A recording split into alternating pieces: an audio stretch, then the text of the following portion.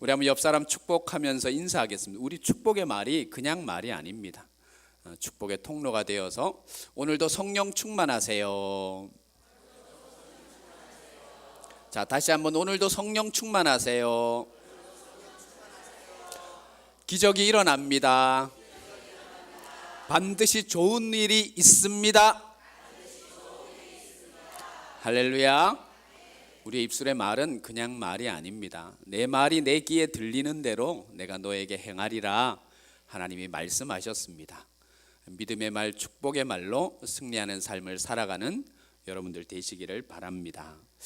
신앙의 여정 가운데 가장 위대한 경험이라고 할 수 있다면, 가장 위대한 체험이라고 할 수 있다면, 신앙의 여정 가운데 세상 그 어떤 것과도 바꿀 수 없는 하나님의 영광을 우리의 신앙 여정 가운데 충만히 체험하고 경험하는 것이라고 할 수가 있습니다. 하나님의 영광이 내 속에 충만하고 내 삶 가운데 충만하고 내 가정 가운데 충만하면 모든 것이 하나님의 역사 가운데 잡혀지기 때문입니다. 출애굽기 33장을 보면요, 시내산에 하나님과 교제하던 모세에게 하나님께서 그렇게 말씀하셔요. 금송아지 우상을 섬긴 이스라엘 백성들의 그 잘못된 불신앙 때문에 하나님의 마음이 상했어요. 하나님도 마음이 상하셔요. 질투하셔요. 모세에게 그래요. 모세야, 너 내려가라. 그리고 너 백성들 데리고 가라. 나는 너를 따라가지 않겠다 이야기해요. 하나님이 내 백성을 내가 이끌어내리라 분명히 말씀하셨는데 마음이 상하시니까 하나님이 모세야, 너만 가라. 너가 가서 너 백성 이끌고 가라 그럽니다. 33장 말씀에 보면요, 모세가 하나님께 그래요. 하나님이 나와 함께 가시지 않으면 나는 한 발자국도 움직이지 않을 겁니다. 그 다음에 뭐라 그런 줄 아세요? 원하건대 하나님의 영광을 내게 보여주십시오. 하나님의 영광이 나와 함께 가야 하나님의 영광을 내게 보여주실 때 내가 하나님과 함께 행진하고 백성을 이끌어내고 진행하겠다고. 하나님의 영광을 내게 보여주시지 않으시면 내가 지금 서 있는 이 자리에서 한 발자국도 움직이지 않겠다고 이야기를 해요. 모세가 하나님께 그렇게 원하니까 하나님께서 그래, 그럼 내가 너와 함께 가겠다 그래요. 그래서 이스라엘 백성들을 인도하셔요. 우리의 신앙의 여정 가운데 가장 비극적인 모습, 비극적인 그런 내용이 무엇인 줄 아세요? 하나님의 영광이 내 삶과 내 가정과 섬기는 신앙 공동체와 나라와 민족 가운데 하나님의 영광이 떠나는 거예요. 사무엘상을 시작하면서 언젠가 제가 한번 말씀드린 것 같은데, 사무엘상의 주제가 이거예요. 주제가 그 사무엘상의 주제 말씀이 2장에 나와요. 한번 저를 한번 따라해 볼까요? 나를 존중히 여기면 내가 그를 존중하며, 나를 멸시하면 내가 그를 멸시하리라. 우리가 하나님을 존중이 뭐예요? 존귀하게 생각하고 중요하게 생각하는 거예요. 우리가 우리의 인생 여정 가운데 하나님을 존귀하게 생각하면 하나님께서 매 순간순간마다 우리 개인과 삶을, 영혼을 존귀하게 생각해 주신대요.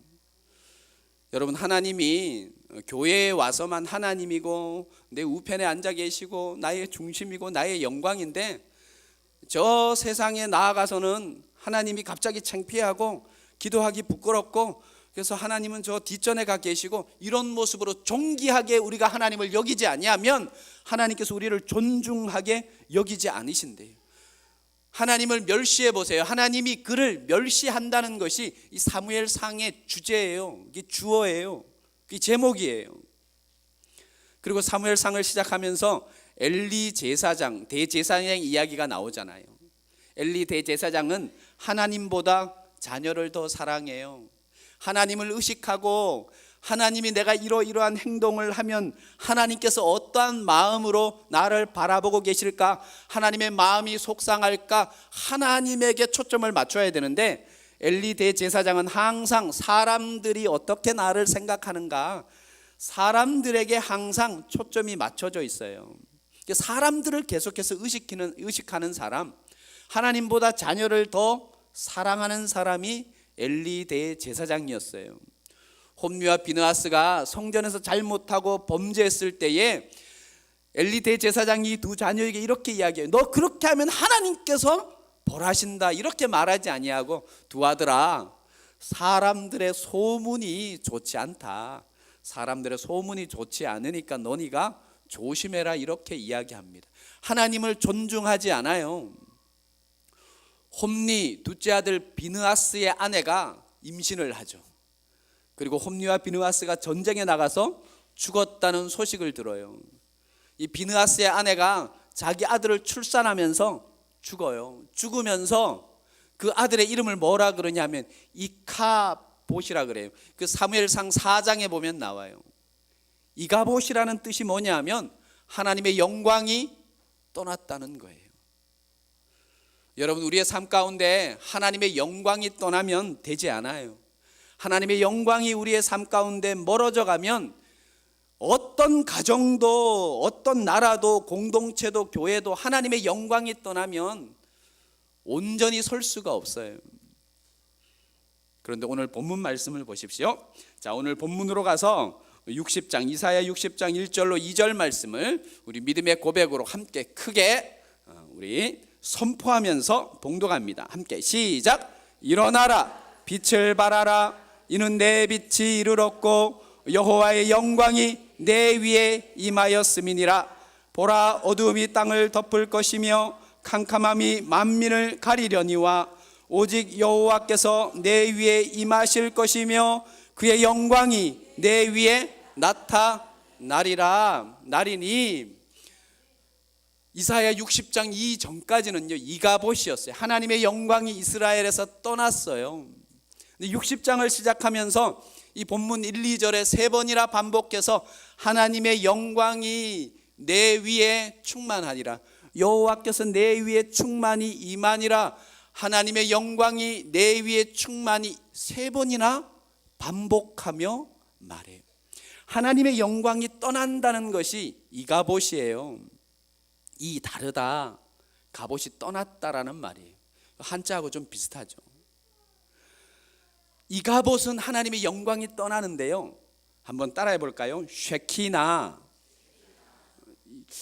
좀 이 설교 말씀을 많이 들어보신 분들은 이 단어를 많이 들었을 거라고 생각을 하는데 아니, 저가 많이 들은 것 같아요. 좀 성경을 이렇게 공부해 보니까 쉐키나라는 이 말이 하나님의 영광이 충만히 임했다라는 뜻이에요. 그래서 오늘 말씀 제목이 뭐예요? 이가봇에서, 웬만한 분들이 저기 뭐고 무슨 저 방언을 저기 써놨나 이러는데, 하나님의 영광이 떠나는 자리에서 하나님의 영광이 충만한 자리로 임한다라는 거예요. 대림절 두 번째 주일을 맞이하는 여러분, 하나님의 영광이 여러분 삶 가운데 충만하기를 바랍니다. 여러분 가정 속에 충만하기를 바랍니다. 교회 가운데 충만하기를 바랍니다. 자, 다시 한번 인사하겠습니다. 쉐키나입니다. 시작. 발음 잘하시고, 저기서 누가 막 흥분해가 쉐키나 발음 죄송합니다. 쉐키나 이게 뭐냐면 하나님의 영광이 내 가운데 충만하다는 거예요. 거기서 오늘 본문 말씀은 끝나지 않아요. 일어나 빛을 발하라. 이 빛이 뭐예요? 요한복음 8장 12절 말씀에 예수께서 이르시되 나는 세상의 빛이라. 예수 그리스도가 우리 속에 충만하면 일어나 빛을 발할 수가 있고 하나님의 영광이 가득하다는 거예요. 하나님의 영광이 가득하면, 자 3절을 한번 읽어볼까요? 자, 오늘 본문 3절입니다. 시작. 나라들은 내 빛으로, 왕들은 비치는 내 강명으로 나오리라. 4절 초반절까지 읽겠습니다. 시작. 내 눈을 들어 사방을 보라. 무리가 다 모여 내게로, 뭐예요? 나라가 와요. 민족이 와요. 무리들이 내게로 온대요. 하나님의 영광이 충만하면 인간관계가 회복이 될 줄 믿습니다. 여러분, 너무 이 관계 때문에 사람에게 연연하지 마세요. 아무리 목매도 떠날 사람은 결국 떠나게 돼 있어요. 아무리 멀리하고 싶어도, 아무리 멀리하고 싶어도 내 옆에 있을 사람은 있게 되어 있어요. 그런데 하나님의 영광이 내 속에 충만하면 첫 번째, 나타나는 현상이 뭐냐 하면 사람들이, 열방이, 나라가, 무리가 내게로 온다는 거예요. 이 말씀은 우리 흥해교회에 적용하고 싶어요. 우리 흥해교회에 하나님의 영광이 충만해서 잃어버린 영혼들이 주께로 돌아오는 역사가 있기를 바랍니다. 두 번째, 하나님의 영광이 충만하면, 자, 4절 후반절을 같이 읽겠습니다. 시작. 내 아들들은 먼 곳에서 뭐예요? 오겠고 내 딸들은 안기어 올 것이니라. 내 아들들이 먼 곳에서 오고 내 딸들이 안기어 온다. 쉬운 말로, 쉬운 성경으로 보면요, 이게 무슨 뜻이냐 하면 내 자녀, 아들과 딸들이 일어서리라는 거예요. 여러분 속에 하나님의 영광이 충만하면 여러분 자녀들이 세상 가운데 하나님 앞에서 일어서는 역사가 있을 줄 믿습니다. 다 일어섰나 보죠? 아멘을 뭐 크게 안 하는 거 보니까. 하나님의 영광이 내 영혼 속에 충만하면요, 내 자녀들이 주께 놀라울 정도로 일어선다는 거예요. 또 한번 볼까요? 자, 우리 5절을 한번 보겠습니다. 5절 초반절 같이 읽겠습니다. 시작. 그때에 내가 보고 기쁜 빛을 내며 내 마음이 놀라고 또 화창. 이게 무슨 뜻을 이야기해요? 그때 내가 보고 기쁜 빛을 내며 내 마음이 놀라고 또 화창하리니. 봄날 같은 기쁨이 여러분 삶 가운데, 하나님의 영광이 충만하면 봄날 같은 기쁨이 여러분 속에 거한다는 거예요. 또 마지막으로 여러분 좋아하는 게 있어요. 하나님의 영광이 충만하면, 자, 5절 후반절 같이 읽겠습니다. 시작. 이는 바다의 부가 누구에게로? 내게로 돌아오며 뭐예요? 이방 나라들의 재물이 내게로 옴이라. 이때는 전쟁의 역사예요. 그래서 지금은 전쟁의 역사가 아니지만 이때는 전쟁의 역사예요. 이방 나라의 재물이 내게로 오고 바다의 그 무수한, 바다 같은 무수한 재물이 내게로 온다는데 인상 쓰고 있어요. 하나님의 영광이 충만하면 우리의 삶 가운데 이러한 일들이 일어날 줄 믿습니다. 제가 말씀을 계속해서 묵상해 가다가 14절 말씀에 멈추었어요. 자, 본문 14절을 같이 한번 읽어볼까요? 중요합니다. 시작. 너를 괴롭히던 자의 자손이 뭐예요? 몸을 굽혀 내게 나오며 너를 멸시하던 모든 자가 내 발 아래에 엎드려 너를 일컬어 뭐예요?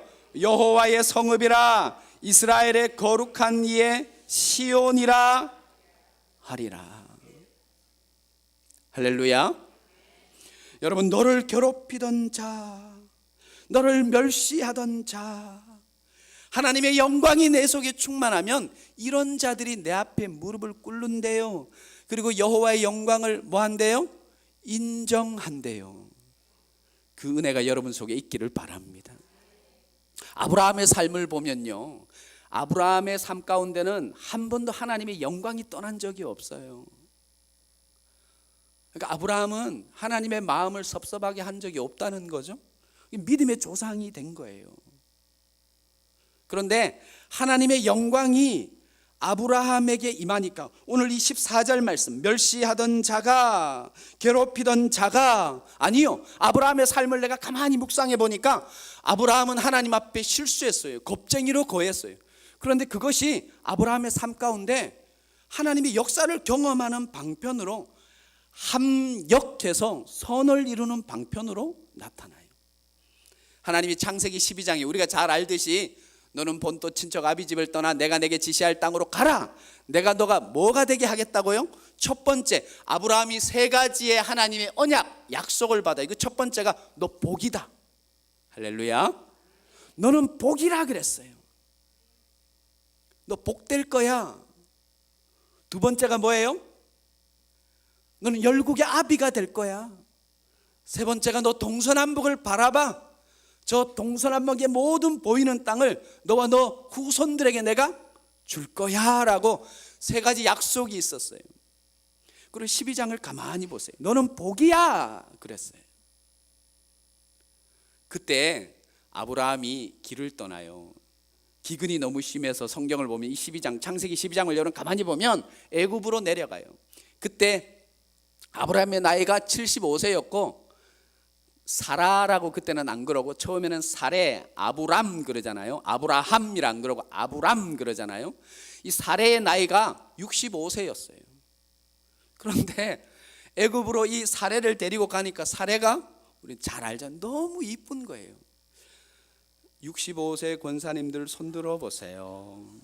사레가 그 정도였어요. 그 창세기 12장을 보면요, 이 애굽 왕 바로가 보고 놀란 것이 아니에요. 사레가 애굽 도시를 걸어가니까 소문이 나고 소문이 나고 소문이 나는 거예요. 정말 65세의 아름다운 여인이 우리 지방을 찾았다고 이렇게 소문이 나는 거예요. 여러분 잘 알죠? 아브라함이 너 내 누이라고 하고 나는 살아야겠다 그래요. 너 내 누이라고 그러고 살아야겠다. 그 소문이 어디까지 들려 들어가요? 얼마나 아름답고 고우면, 얼마나 이 외모가 빼어났으면 궁궐 바로에게까지 들려요. 바로가 취하려고 하죠. 누이냐? 내 누이옵니다.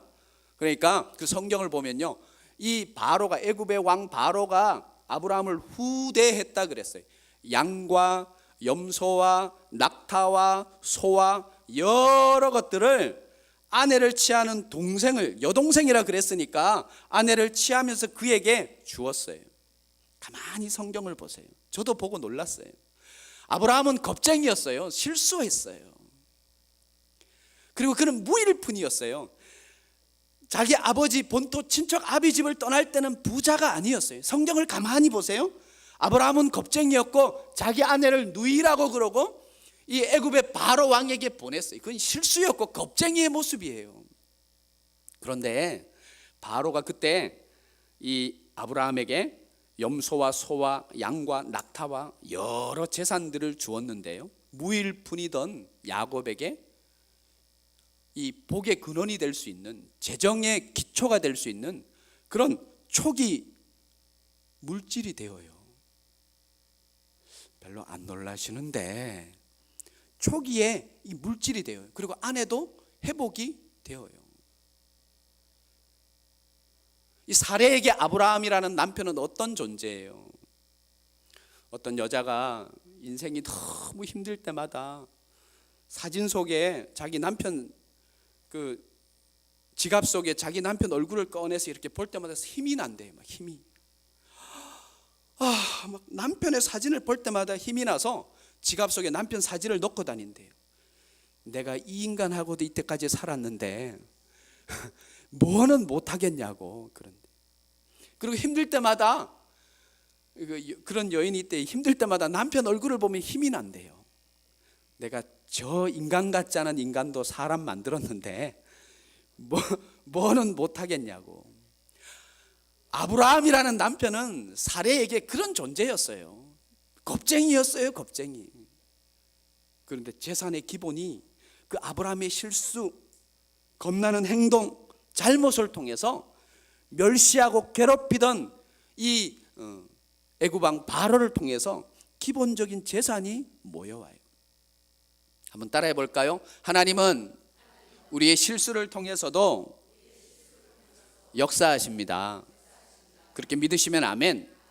내 속에 하나님의 영광이 충만하면요, 우리의 실수를 통해서, 그건 죄잖아요. 거짓말하고 아내를 이웃에게 보내는 건 하나님 앞에도 죄예요. 그러나 아브라함의 죄를 통해서도 하나님께서 역사하셔요. 여기서 제가 말씀을 가만히 찾아보니까 또 더 중요한 일들이 있더라고요.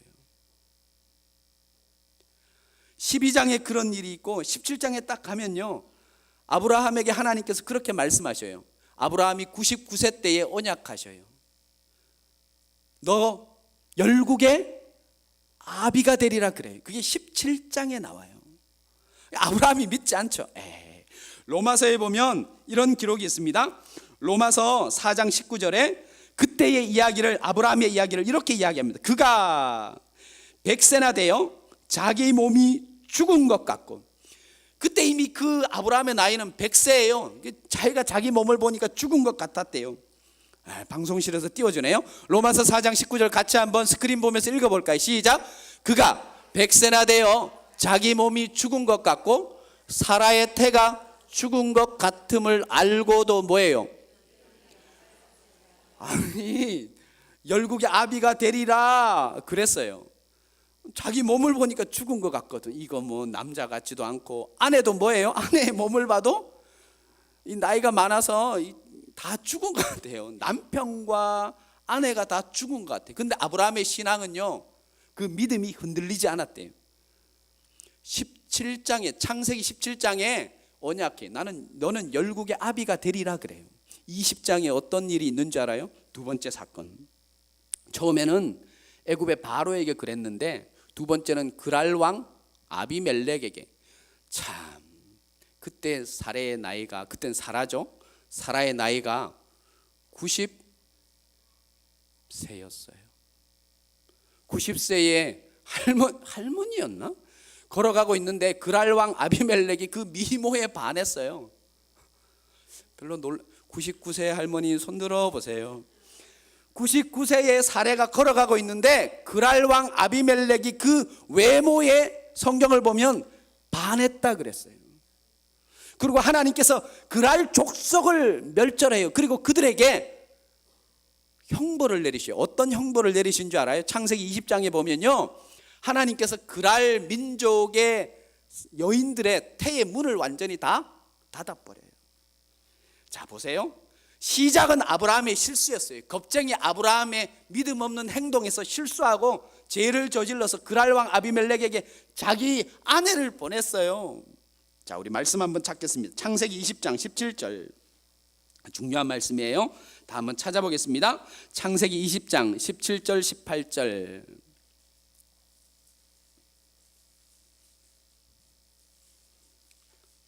찾았으면 크게 한번 아멘. 스크린에도 있습니다. 자, 한 절 한 절 같이 읽겠습니다. 17절 18절 시작. 아브라함이 하나님께 기도하매 하나님이 아비멜렉과 그의 아내와 여종을 치료하사 출산하게 하셨으니 여호와께서 이왕의 아브라함의 아내 사라의 일로 아비멜렉의 집의 모든 태를 닫으셨다. 쉬운 말 성경에는 아비멜렉의 모든 집이 아니라 그 그랄 땅이에요. 그랄 땅의 모든 여인들의 태를 닫으셨대요. 아브라함이 믿지 않았어요. 아이고, 내 몸이 죽은 건데, 내 아내의 몸이 죽은 것 같은 그런 나이인데, 90세고 100세인데 이게 말이 되느냐 이러고 있었어요. 근데 아브라함에게 그랄 왕 아비멜렉의 자기가 잘못을 하고 하나님께서 이 그랄 땅에 그 여인들의 태의 문을 닫았어요. 성경이 뭐라 그래요? 아브라함이 가서 그 여인들에게 안수하고 기도할 때에 태의 문이 어떻게 됐어요? 열려요. 할렐루야. 이거는 분명히 실수인데 아브라함이 가서 기도하니까 태의 문이 열리는 거야. 아, 100세에 나도 아들을 낳을 수가 있겠구나. 태의 문이 닫힌 여인들에게 내가 안수하고 기도하니까 이 여인들에게 태의 문이 열리는데 100세인 나도 하나님이 역사하시면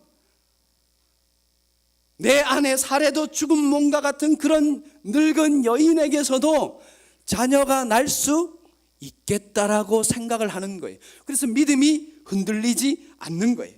그래서 창세기 21장을 보면 1절에 여호와께서 말씀하신 대로 사라를 돌보셨고 여호와께서 말씀하신 대로 사라에게 행하셨으므로 사라가 임신하고 하나님의 말씀하신 시기가 되어 노년의 아브라함이 아들을 가졌대요. 여러분, 아브라함은 실수해요. 믿음 없는 행동을 해요. 그런데 그 실수와 잘못된 모습을 통해서 하나님은, 따라합시다, 합력해서, 크게 한번 합니다. 합력해서 선을 이루십니다. 그렇게 믿으면 아멘. 왜요? 하나님의 영광이 아브라함에게 있기 때문에. 우리가 살아가면서 실수해요. 때로는 크고 작은 범죄 가운데도 있어요. 하나님의 마음을 섭섭하게 할 때도 있어요. 그러나 하나님의 영광이 떠나기 전에 그 하나님을 존중히 여기고 그 하나님께 우리가 회개하고 나아가면 하나님께서 우리의 실수를 통해서도 역사하시고 축복하시고 일하시고 응답하시고 놀라운 은혜로 채워주실 줄 믿습니다. 아브라함의 삶은 여기서 끝나지 않아요. 너 믿음으로 동서남북을 바라봐라. 너가 바라보는 저 가나안 땅을 내가 너에게 주겠다라고 이야기합니다. 그 당시에 헤브론 민족, 헷 족속은요, 이방 사람들에게 땅을 주는 법이 없었어요. 그건 역사적인 자료예요. 이방 사람들은 절대로 땅을 내어주지 않습니다. 해족속은. 근데 아브라함에게 아픔이 찾아오죠. 두 번이나 역사를 일으켰던 아내 사라가 127세에 하나님의 부름을 받아요. 죽어요. 슬픔이에요. 자, 보세요. 그 슬픔을 통해서 헷족속, 헤브론의 이 헷족속은 어떤 민족이냐 하면 죽은 자를 섬기는 민족이에요. 그들의 종교는 죽은 자를 섬기는 그런 민족이에요. 성경을 보면요, 창세기 23장 6절을 보면 헷족속이 이런 이야기를 해요. 죽은 자에게 금할 것이 없다. 이방 민족에게는 절대로 땅을 주지 않습니다. 헤브론 마물의 상수리 나무 그 막벨라 굴을요, 은 40냥에 아브라함이 처음으로 등본을 받아요. 자기가 이 가나안 땅의 부동산 그것을 받을 수 있는 기회가요, 아내 사레가 죽어 너무너무 슬펐을 때예요. 우리의 슬픔, 고난, 아픔을 통해서도 하나님은 역사하시는 줄 믿습니다. 여러분, 성경을 가만히 보세요. 하나님이 젖과 꿀이 흐르는 가나안 땅을 이스라엘 백성들에게 허락해 주셨어요. 근데 가만히 보세요. 성경을. 젖과 꿀이 흐르는 가나안 땅은 그렇게 좋은 땅이 아니에요. 저 나일강이 흐르고 큰 강이 흐르는 이스라엘을 중심으로 주변의 강대국들의 좋은 땅들이 너무너무 많아요. 물이 풍부하고 옥토가 이 가나안 땅보다 더 좋은 그런 땅들이 많은데, 왜 하나님께서는 이 가나안 땅을 이스라엘 백성들에게 허락하시면서 이 가나안 땅이 젖과 꿀이 흐르는 땅이라고 이야기해요? 가나안 땅은 조금 삭막해요. 그렇게 좋지 않아요. 왜 그런 줄 아세요? 가나안 땅에 이스라엘 백성들이 들어가서 하나님을 의지하지 않고는, 하나님을 온전히 신뢰하고 믿음으로 기도하며 살아가지 않고는 도저히 살 수 없는 땅이 가나안 땅이었어요. 그래서 거기가 축복의 땅이에요. 우리의 삶도 마찬가지예요. 우리가 풍족하지 않는 것도 은혜인 줄 믿습니다. 할렐루야. 내가 빚진 것도 어떻게 보면 하나님께 은혜예요. 내가 빚진 것, 실수한 것, 아픈 것, 고난, 내 모든 크고 작은 죄를 통해서도 하나님의 영광이 내 속에 충만하면, 하나님의 영광이 내 속에 충만하면 놀라운 은혜가 있을 줄로 믿습니다. 그게 쉐키나의 축복이에요. 자, 마지막으로 말씀을 찾겠습니다. 본문으로 돌아가서 이사야 60장 22절 말씀. 이사야 60장 22절 말씀 같이 읽겠습니다. 시작. 그 작은 자가 천명을 이루겠고 그 약한 자가 강국을 이룰 것이라. 때가 되면 나 여호와가 속히. 한 명이 몇 명을 감당해요? 1000명을 이룬대요. 그 약한 자가 강국을 이룬대요. 제가 한번 설교 시간에 소개해 준 분이 있습니다. 대한민국 한국 기독교 초기 기독교 역사에, 교회사에 잊어서는 안 되는 문중경 전도사님이, 잘 보이세요? 저는 사진이 잘 보이는데, 저분이 17세에 신안에 있는, 저 전라남도 신안에 있는 암태도라는 그 섬에 태어납니다. 아주 유복한 집안에 태어나요. 17세에 어디로 결혼을 하러 가냐 하면 중도로, 17세에 중도에 얼굴도 모르는 남편 중매에서 결혼을 딱 했는데 그 소방 맞았다 그러죠. 이 남편은 이미 같이 살고 있는 아내가, 저 여인이 저 아랫마을에 있었던 거예요. 신혼 첫날 밤에 이 남편이 고백을 하는 거예요. 나는 이미 몇 년 전부터 사랑하고 아끼고 좋아하고 우아하고 멋있고 정말 내가 평생 같이 살아야 될 여인이 저 아랫마을에 있다고. 네 알아서 하라고. 내일 날이 새서 집으로 가려면 가고 뒷산에 올라가서 뛰어내리려면 뛰어내리고 네 알아서 하라고. 나는 내 갈 길 가겠다고 해서 신혼 첫날 밤에 버림을 받고 인생의 처참함을 17세에 맛본 여인이 문중경 전도사님. 시아버지가 이 며느리가 너무 불쌍하니까 데리고 있으면서요 국문을 깨우쳐 줬어요. 글씨를 읽을 줄 모르고 공부를 전혀 못했는데 며느리가 너무 불쌍하니까 살아있는 동안 이 문중경 전도사에게 한글을 가르쳐 줬어요. 그리고 이 문중경 전도사는 시아버지를 정말 최선을 다해서 섬기고 효도를 다하고 시아버지가 임종하고 나서는 목포로 나갑니다. 여러분 꼭 중도에 한번 가보시기 바랍니다. 중도에 꼭 가보세요. 중도에 가면 중도의 가장 중심에 가장 큰 도로의 이름이 문중경로, 문중경길입니다. 지금도 95% 이상이 기독교인입니다. 목표로 나가서 그 당시에 부흥 강사인 이봉성 목사님이 부흥회 하는데 참석했다가 그 유명한 일화가 있습니다. 문중경 전도사님이 그때 그렇게 기도했대요. 지나가다가 부흥회 참석하고 하나님이 자기를 사랑한다는 이야기를 듣고 야수가 누군디 야수가 누군디 그러면 밤새도록 울었대요. 야수가 누군디 도대체 야수가 누군디. 야수가 아니죠. 야소가 누군디. 옛날에는 예수님을 야소교라 그랬잖아요.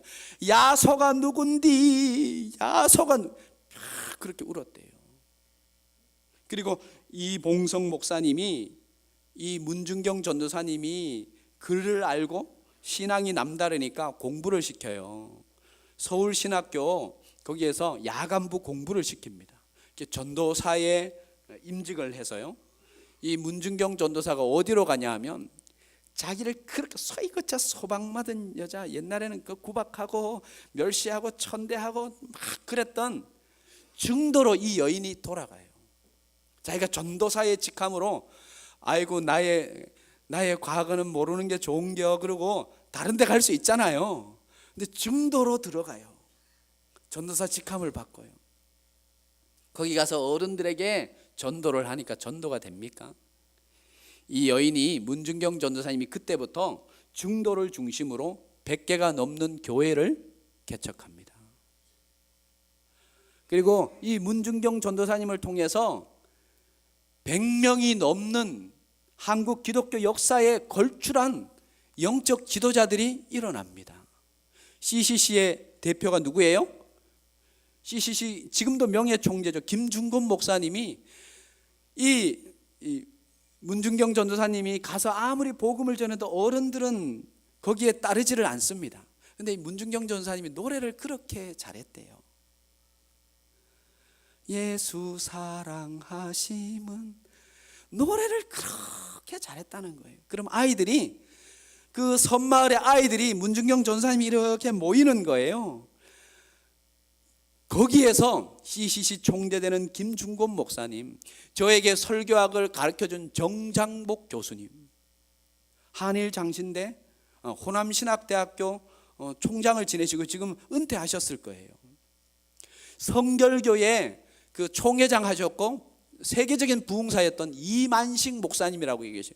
거기 그 아이들이 예수 사랑하심은 거룩하신 말일세 하고 이 문중경 전사님이 찬양하는 그 밑에 그 찬양을 듣던 아이들 중에요, 정태기 목사님이라고 있어요. 지금 총신대 가정상담학의 아주 권위자입니다. 전 세계적인 권위자예요. 정태기 교수님이 거기 앉아 있었어요. 놀라운 일이 아니에요. 우리 한 명이. 그리고 이 문중경 전사님이 항상 외우던 말씀이 이사야 60장 1절입니다. 내가 소방 맞았어. 나는 끝났어. 내 인생은 여기서 끝이야. 뒷산에 가서 죽을랴. 그때는 그랬잖아요. 소방 맞으면 고향으로도 못 가고 아무것도 할 수 없잖아요. 끝났다가 아니라 이 문중경 전도사님이 야수가 누군디 야수가 누군디 밤새도록 울고 나서 받은 말씀이, 한번 따라합시다. 일어나라, 빛을 발하라, 내 인생은 끝나지 않았다. 할렐루야. 하나님의 영광이 내 속에 있으면 일어날 수 있다. 그 어린 사람, 아무것도 아닌 사람, 17세의 어린 여인이 예수를 영접하고 그냥 이것만 외친 거예요. 일어나라, 빛을 발하라, 하나님의 영광이 내 속에 충만히 임했으니 그 영광 내가 세상 가운데 선포하리라. 오늘 22절 말씀이죠. 이 말씀의 주인공이 아니에요. 그 작은 자가 천명을 이루겠고 그 약한 자가 강국을 이룰 것이며 때가 되면 나 여호와가 속히 이루리라. 여러분, 오늘 이 이사야 60장의 주인공이 여러분 되시기를 바랍니다. 사람은요, 생활이 익숙하면 아이고 뭐 이렇게 끝나나 봐 이럴 수 있어요. 병도 한 1, 2년 아니고 한 10년 그 모질병으로 고생해 보세요.